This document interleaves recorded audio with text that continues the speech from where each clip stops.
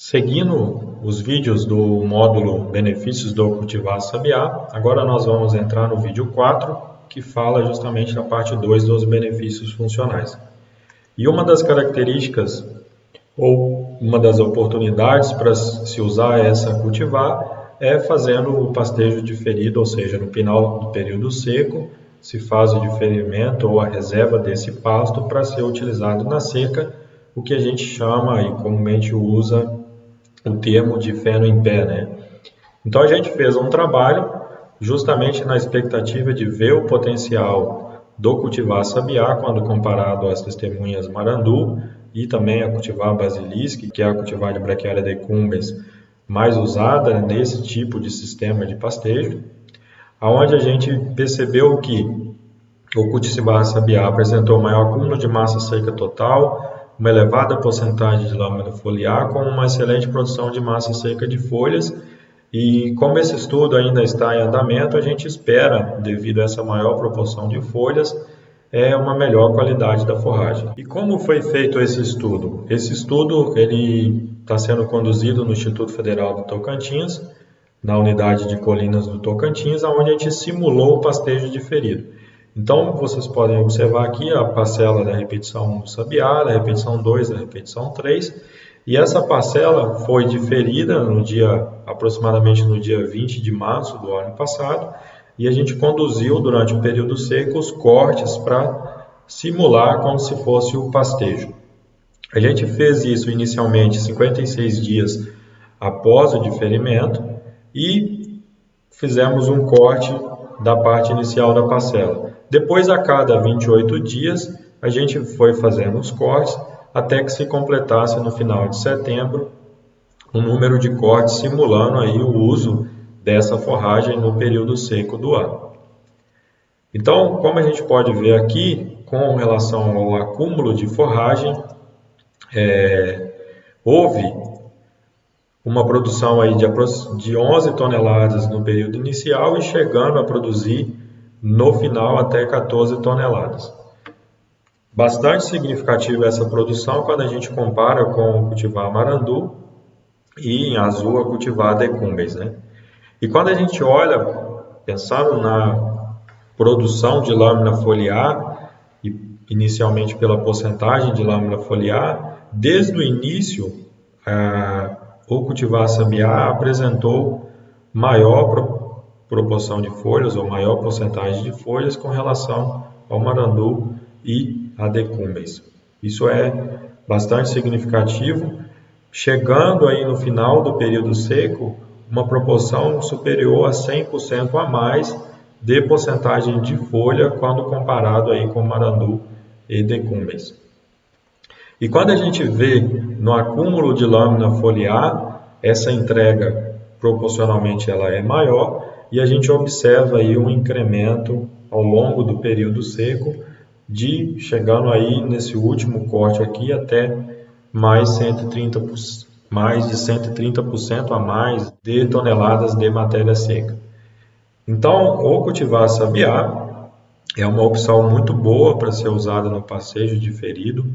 Pode ser usado aí no semi-confinamento ou na terminação intensiva a pasto nesse período seco do ano, porque apresenta uma alta produção de matéria seca e uma produção de alta qualidade, pois tem esse diferencial aqui de produção de massa seca de lâmina foliar, sendo uma ótima opção para esses sistemas. E aqui, evidenciando os dados de produção de matéria ou de acúmulo de forragem total de matéria seca por hectare ano, na média dos 2 anos, dos 5 ambientes que eu comentei. E a gente pode observar aqui que em todos os ambientes a produção do cultivar sabiá ele foi superior em relação ao marandu. E a gente observa que ambientes que têm alta precipitação e boa fertilidade, esse incremento em toneladas de matéria seca por hectare, ele é muito expressivo. E aí, em condições que a precipitação não é tão alta, mas tem boa fertilidade do solo, a resposta é boa. E numa condição onde a gente tinha um solo arenoso e de baixa fertilidade, a entrega também foi superior, chegando aí a mais de 40% a mais de matéria seca. E na média de todos os ambientes, entrega 34% a mais de toneladas de matéria seca.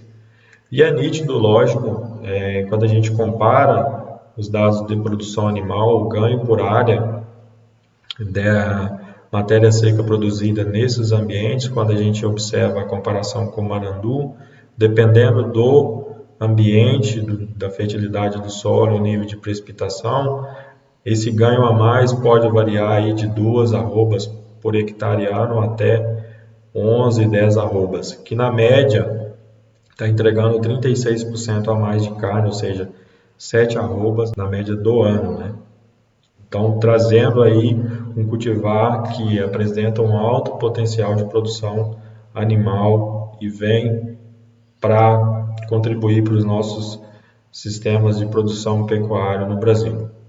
Aqui é um resumo, né, sobre as características da forragem, né? Então, o hábito de crescimento ele é ereto, pode ser usado para pastejo, tanto nos sistemas de produção de carne, de leite, silagem, pré-secado, apresenta exigência média de fertilidade, tem alta resposta à adubação, tem exigência mínima de precipitação de 800 milímetros, uma altitude máxima que pode ser usada de 1.800 metros, meses que tolera sem chuva até 6 meses, tem um consumo animal, uma alta aceitabilidade, muito boa, a tolerância seca é média, uma característica que é um ponto de atenção, que é com relação à tolerância à má drenagem ou solos inundados, é baixa. Então, para regiões que têm essa condição de inundação, ou até mesmo algumas regiões no norte do país, onde acumula mais de 300 milímetros de chuva em um único mês, esse cultivar não é indicado.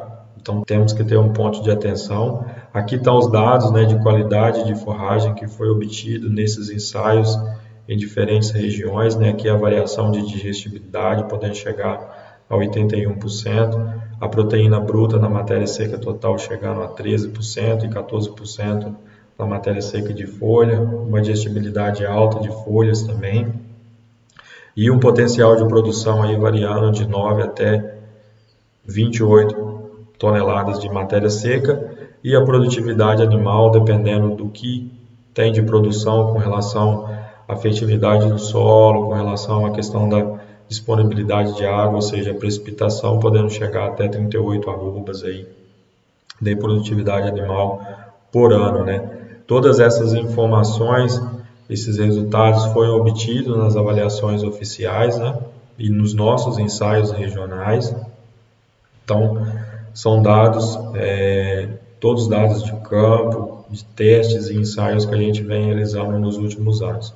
Aqui é uma recomendação, né, para a taxa de semeadura, quando a gente tem uma condição ideal, solo bem preparado, bons equipamentos para fazer a semeadura, a recomendação de 10 quilos. Mas uma vez que essas condições não são muito boas, vai fazer a semeadura somente a lanço, não vai compactar ou não vai incorporar a semente, aí sim a recomendação é que se aumente a taxa de semeadura para justamente obter um bom estande de plantas.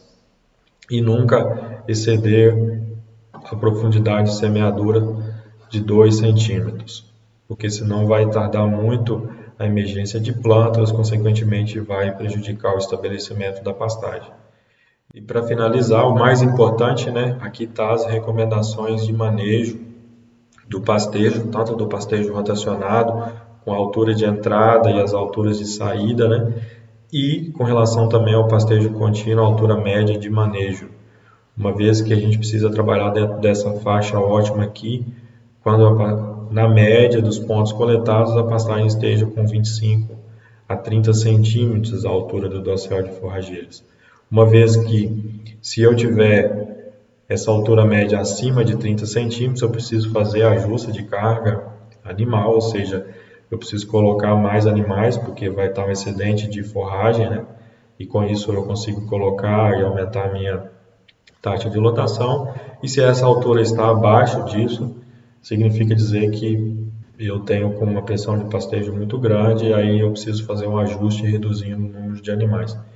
Então, aqui nós temos todo um resumo desse cultivar, que é um manual aí de uso, e destacando aqui a questão do manejo, porque se a gente não fizer um bom manejo, a gente não vai colher, ou o produtor não vai colher os resultados e o potencial que esse cultivar tem a oferecer.